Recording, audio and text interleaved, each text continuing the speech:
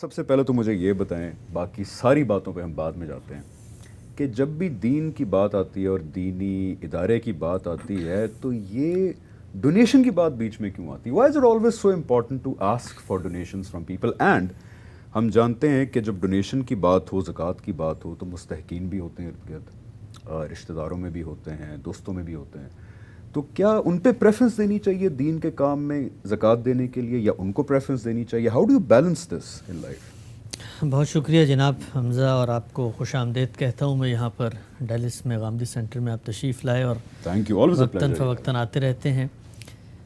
جہاں تک آپ کے سوال کا تعلق ہے تو دیکھیے، میں ذرا کھل کے بات کروں گا اس بات پہ۔ ہمارے یہاں عام طور پہ اس کو بہت ہی منفی سمجھا جاتا ہے کہ جب آپ کسی بھی کاز کے لیے ڈونیشن مانگتے ہیں، پیسے مانگتے ہیں، لوگوں سے امداد کی اپیل کرتے ہیں، اور وہ لوگ جو ڈونیشنز کے اوپر چل رہے ہوتے ہیں یا لوگوں کی امداد کے اوپر کوئی کام یا کوئی خدمت کر رہے ہوتے ہیں، ہمارے معاشرے میں بھی ان کو بڑی حقارت سے دیکھا جاتا ہے، بالخصوص مذہبی لوگوں کو۔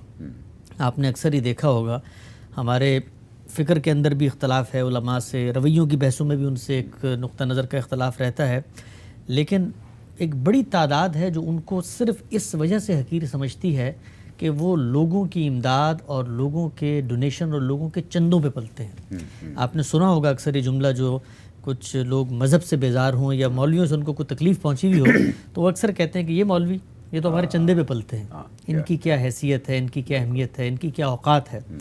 بلکہ مجھے یاد آ رہا ہے کہ ہمارے استاد کے سامنے ایک بہت بڑے بیوروکریٹ تھے، پاکستان کے وفاقی سطح کے سیکرٹری تھے، انہوں نے دوران گفتگو یہ جملہ کہا کہ یہ مولوی تو ہماری خیرات اور زکوٰۃ پر چندے پہ پلنے والے، ان کی کیا حیثیت اور اوقات ہے۔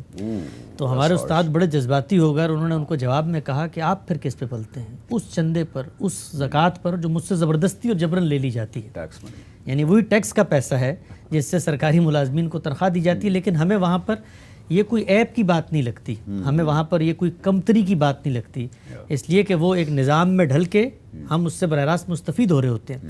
یہاں پر یہ عیب کی بات اس لیے لگ رہی ہوتی ہے کہ ہمیں لگتا ہے کہ یہ کام ایسا ہے، اس کام کی اتنی اہمیت نہیں ہے کہ اس کے لیے انسان آگے بڑھ کے اپنے وسائل دیں۔ دیکھیں، دنیا کے اندر کوئی بھی کام عالم میں اسباب سے ماورا ہو کر نہیں ہو سکتا، یہاں تک کہ پیغمبر کو بھی جب اللہ تعالیٰ دنیا میں مبعوث فرماتے ہیں تب بھی لوگوں سے یہی مطالبہ کرتے ہیں کہ اپنے اموال اور اپنی جانیں، ان دونوں سے آ کر محنت کرو، یہ نہیں ہوں گے تو عالم اسباب کے اندر نتیجہ کارگر نہیں ہو سکتا۔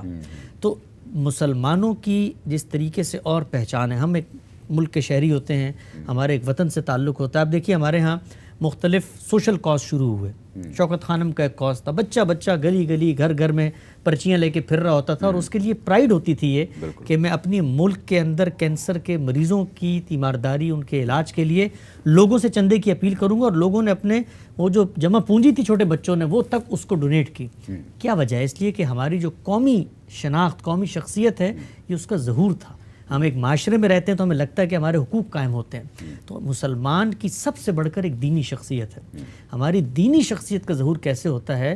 اس وقت ہوتا ہے کہ جب ہم اللہ کے دین اور اللہ کے دین کی نصرت کرنے والے جتنے مواقع ہیں، جتنے ذرائع ہیں، ان میں اپنے مال کو خرچ کرتے ہیں۔ ایک طریقہ تو لازم خرچ کرنے کا ہے، وہ زکوٰۃ کی صورت میں ہے، لیکن اس سے ہٹ کے صدقات ہیں، آپ اللہ کے راستے میں دیتے ہیں۔ اور پوچھا گیا، قرآن مجید میں ہے کہ بھئی کتنا خرچ کریں، کہاں تک خرچ کریں؟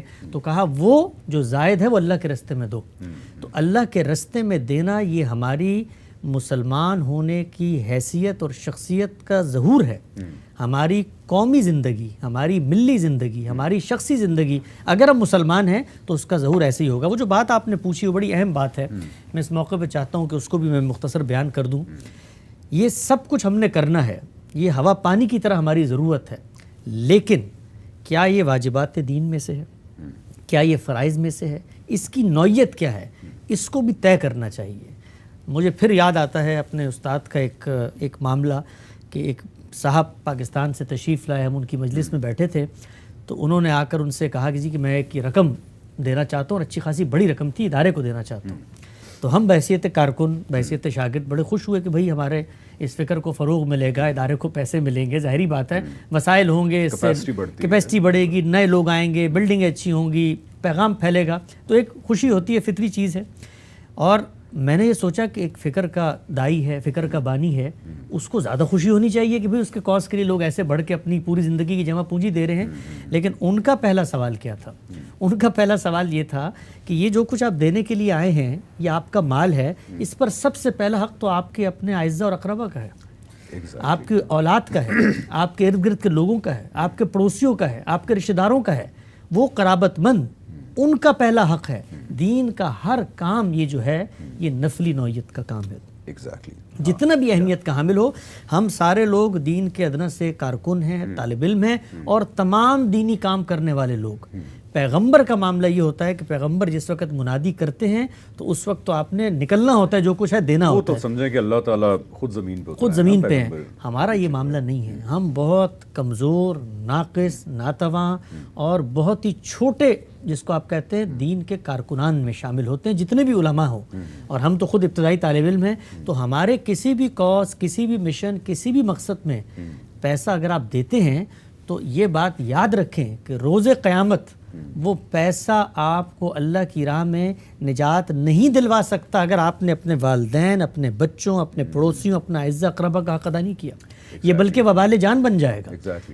آپ یہ مت کہیے گا کہ شروع میں آپ نے ڈونیشن کی اپیل کی تھی اور میں اس کو I absolutely actually sorry to cut you off. I agree with that. I 100% agree with that because اکثر ایسے مقاصد، بہت عظیم مقاصد، جب وہ مدد کی اپیل کرتے ہیں تو وہ اتنی اوور ویلمنگ اپیل ہوتی ہے کہ وہ جو بیسکس ہوتے ہیں وہ کورس کریکشن نہیں کرتے.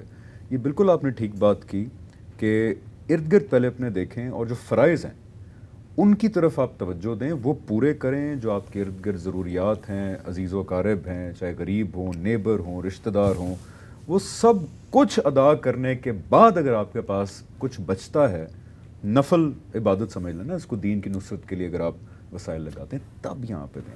دس is I think a very beautiful thing and you not اوور ویلمنگلی سیئنگ کہ بس جو ہے دے دیں ہمیں.